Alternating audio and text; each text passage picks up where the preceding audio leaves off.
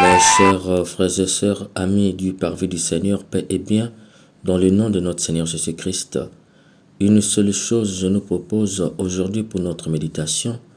Aimer, ce n'est pas faire, mais c'est être l'histoire du navire. Dans l'évangile extrait de Marc 12, le verset 28 à 34, un scribe s'avança vers Jésus et lui demanda « Quel est le premier de tous les commandements ?» Mes chers frères et sœurs, l'heure est grave. Un scribe qui pose la question à Jésus. Comme disait quelqu'un, normalement, c'est pas normal. Pourquoi? Un scribe, il faut entendre par là un docteur de la loi. C'est un sachant de la parole de Dieu. Pour lui, rien n'est plus important que la connaissance de la parole de Dieu et surtout l'obéissance à cette volonté. Comment justifier le fait que ce grand type, spécialiste de la matière, expert de la connaissance de la parole de Dieu, ne puisse pas connaître le premier de tous les commandements? Il est clair que c'est encore une manœuvre des ennemis de Jésus. En fait, il veut simplement vérifier l'orthodoxie des enseignements de Jésus. C'est pourquoi Jésus répond en se basant sur les Écritures. Voici le premier. Écoute Israël, le Seigneur notre Dieu est l'unique Seigneur. Tu aimeras le Seigneur ton Dieu de tout ton cœur, de toute ton âme, de tout ton esprit et de toute ta force. Si nous étions à l'école primaire, l'enseignant aurait dit un bon pour lui. Mes chers frères et sœurs, ce scribe est un homme prétentieux. En effet, tout au long de l'année publique de Jésus, la question se posait. Qui est son maître? Qui l'a formé? C'est pourquoi il lui a été demandé chaque fois de quelle autorité fais-tu cela? Tout juif est issu d'une école. Si Jésus avait puisé dans la synagogue de Nazareth, la question n'allait pas se poser. Un clin d'œil ici aux ennemis de la Vierge Marie. Vous voici humilié ici. Jésus n'a eu pour enseignant que sa mère. Et la réponse de Jésus révèle qu'il a été bien formé. Cependant, ce scribe prétentieux, de par sa question, veut indirectement se pointer comme l'enseignant de Jésus qui vient lui faire un devoir. Jésus n'a pas échoué car c'était un commandement important qui proposait 3 capacités humaines pour aimer. Primo, l'émotivité. Tu aimeras le Seigneur de tout ton cœur et de toute ton âme. Il faut entendre par là que pour les Juifs, l'amour est essentiellement une affaire d'émotions et de sentiments. Qui doit parler d'amour doit évoquer le cœur et l'âme, puisque l'amour est perçu comme un élan incontrôlable. Être amoureux n'est pas d'abord une affaire de raison, c'est pourquoi l'amoureux peut faire des folies. Aimer le Seigneur de tout son cœur et de toute son âme indique la capacité à faire des folies pour Dieu. Segundo, la volonté. Tu aimeras le Seigneur de toute ta force. Il faut entendre par là la résistance. Qui aime Dieu doit être résistant pour demeurer dans cet amour. Étant donné que c'est un commandement, il faut résister même si cela ne te plaît pas. C'est-à-dire, qui aime Dieu doit toujours s'efforcer de l'aimer, peu importe les situations. Tertio, la réflexion. Tu aimeras le Seigneur de toute ta pensée. Il faut entendre par là qu'aimer le Seigneur n'est pas seulement une affaire d'émotion, il est aussi réflexion. Pourquoi? C'est parce qu'il arrive que l'amoureux du Seigneur ne ressente rien. Aimer le Seigneur de toute sa pensée l'invite à la réflexion. Ce n'est pas parce qu'il ne ressent rien qu'effectivement rien ne se passe. L'amour émotif ne constitue pas un critère de vérité puisqu'il change. L'émotion, les sentiments peuvent changer ou tromper. La raison est là, par la pensée, pour amener l'amoureux à un stade de réflexion afin de saisir que l'amour de Dieu ne change pas. Par ailleurs, la pyramide va changer. L'enseignant sera l'élève et l'élève sera l'enseignant. Le scribe qui, dans sa suffisance, s'était pris pour l'enseignant de Jésus au point de lui donner un devoir à faire, deviendra l'élève. Le comble est que Jésus n'emprunte pas son chemin, qui est celui de l'interrogation en lui disant « À ton tour, quel est le second commandement ?» Le chemin qu'il avait emprunté est un chemin des orgueilleux et des prétentieux. Jésus emprunte un autre chemin, celui de la révélation. C'est pourquoi il répond lui-même à la question qu'il devrait normalement lui poser. Voici le second, tu aimeras ton prochain comme toi-même. Il n'y a pas de commandement plus grand que cela. Si le premier commandement, Jésus le tire de Deutéronome 6, le verset 4 à 5, le second, Jésus le tire dans le livre du Lévitique 19, le verset 18. Jésus n'invente rien, mais révèle qu'il est aussi un docteur de la loi et donc un scribe. Il le connaît. Par contre, les scribes et les pharisiens ne faisaient pas grand cas de ce commandement. Pourquoi? parce qu'ils préféraient faire des offrandes à Dieu que de s'occuper de leurs vieux parents, comme le dit Marc 7, le verset 9 à 13. Jésus rajoute ce deuxième commandement pour équilibrer l'amour de Dieu de l'amour du prochain.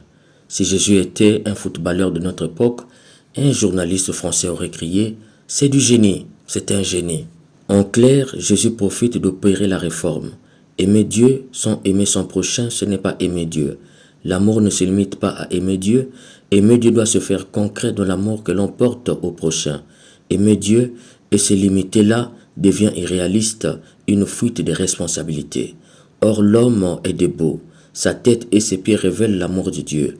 Ses mains révèlent l'amour des autres. L'homme est déjà fait comme une croix. La première croix de Dieu, c'est l'homme. Si Jésus est venu se loger sur la croix, cela veut dire que l'homme qui est fait à l'image de la croix n'a pas d'autre choix que de loger Jésus en lui. Ainsi, tel est le prix qui a voulu prendre. L'enseignant s'est révélé l'élève et l'élève s'est révélé l'enseignant. C'est pourquoi l'enseignant devenu l'élève dit « Fort bien maître, il faut entendre par là qu'il fait une allégeance.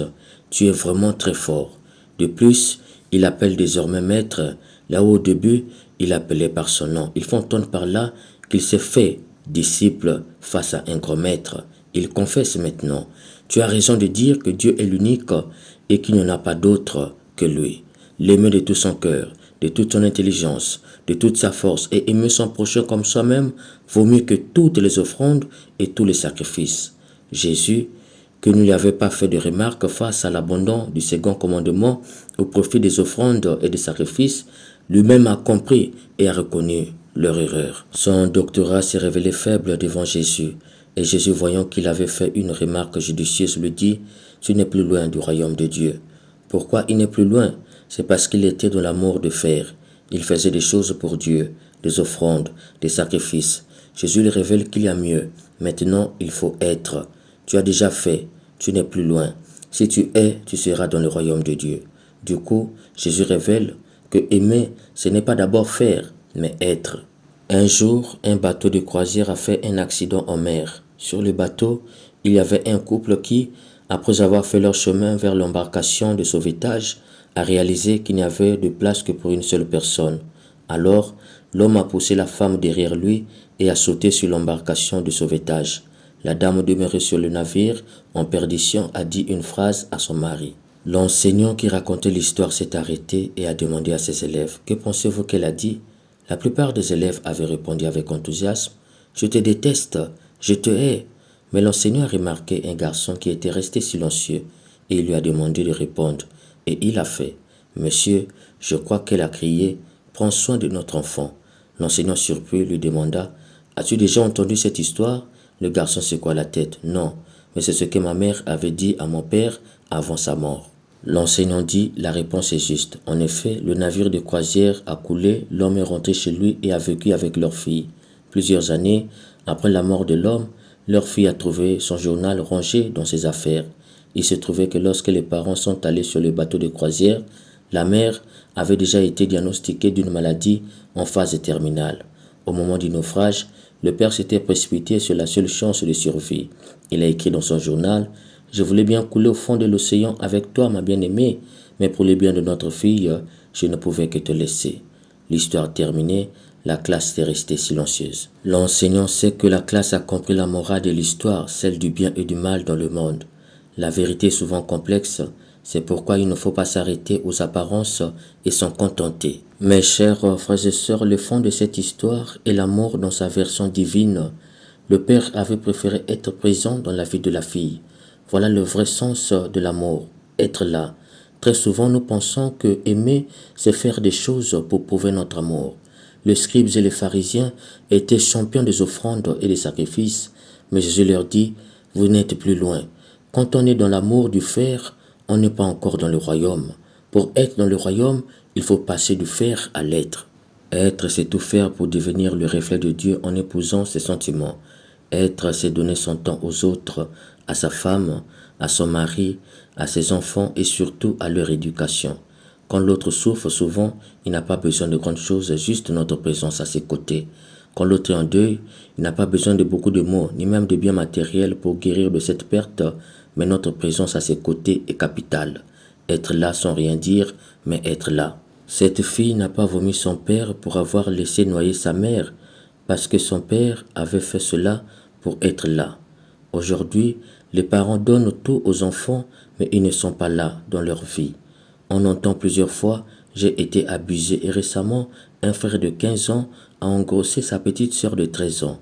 Les parents étant concentrés sur la recherche de l'argent, ils n'étaient pas là pour leur éduquer et les deux ont reproduit ce qu'ils voyaient à la télé. À force de faire, l'amour est devenu un marché d'achat de sentiments. Qui a beaucoup d'argent peut acheter plusieurs femmes.